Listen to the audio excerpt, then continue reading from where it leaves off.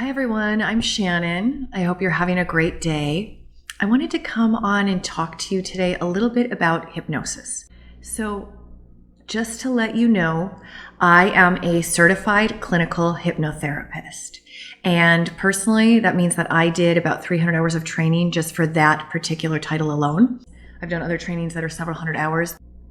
And a lot of people are very, very curious about hypnosis and hypnotherapy, but they don't really have any experience with it other than some people have seen a stage performance, stage hypnosis, and other people see things in movies. So there are really a lot of myths and misconceptions about hypnosis. So there are a few questions that I get asked all the time. I get asked very frequently by lots of different people. So I thought I would just address them. And these three questions are similar, but slightly different. So the first one that I'll take just by itself, people ask me all the time, both when they come to me for hypnosis, hypnotherapy, and when they come to me for Reiki, they ask if I can read their mind. A lot of people are really concerned about that. So just to put your mind at ease right away, no, I cannot read your mind, okay? I don't think anybody really can.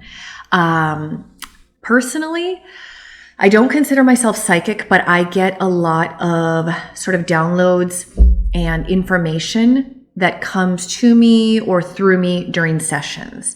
So when I get that information, to be totally honest, I don't usually know what it means. Sometimes I'll see a color. Sometimes I'll get an idea.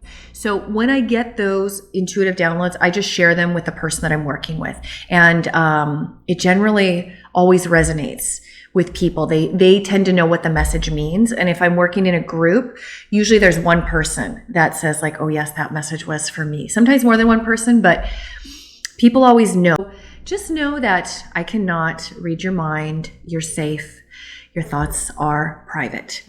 And even if I get a download that I share, you're under no obligation to tell me what that means to you. It's just information.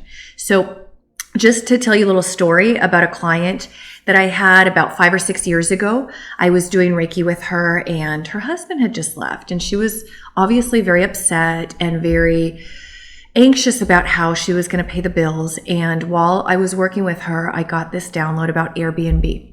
And I just told her after the session, just to let you know, this came through. She didn't know at the time what Airbnb was. So she asked me and I explained, well, this is what it is. She had some extra space in her house. I could see that she really understood it. And anyway, she went with that and she did a bunch of work and she set up some rooms in her house and started renting them out through Airbnb. And they not only replaced the money that her husband had been contributing to the household, but it surpassed that. And so it was a really, really wonderful thing. And it's going to be part of her retirement. It has helped sustain her really fairly comfortably through the pandemic. It was a really wonderful thing. So that was just an example of just a download that came through.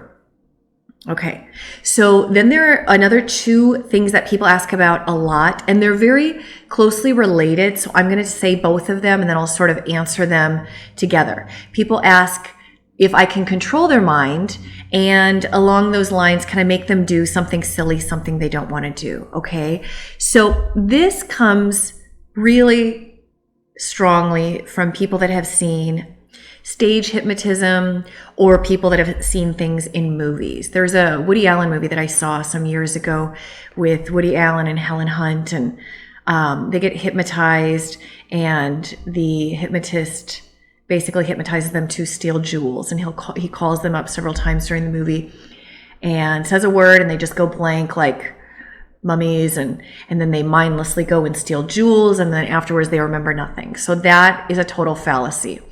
There are so many myths and misconceptions, and that's why. It's a movie, it's for fun.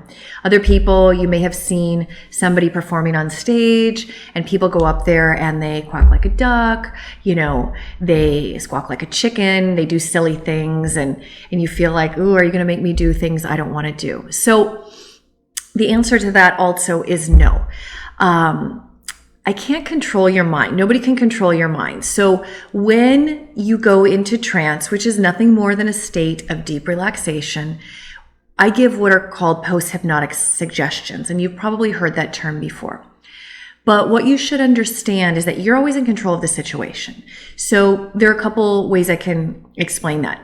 If I ever give a post-hypnotic suggestion that does not align with your belief system, your subconscious mind will simply discard it. It will not act upon it, will not do anything. So I could suggest that you steal jewels or that you commit a murder. If that doesn't align with your beliefs, you're just not going to do it, period. Okay? And the other thing is that when you are in that trance state, you are always in control. So sometimes the suggestions that I say don't really match what you're experiencing.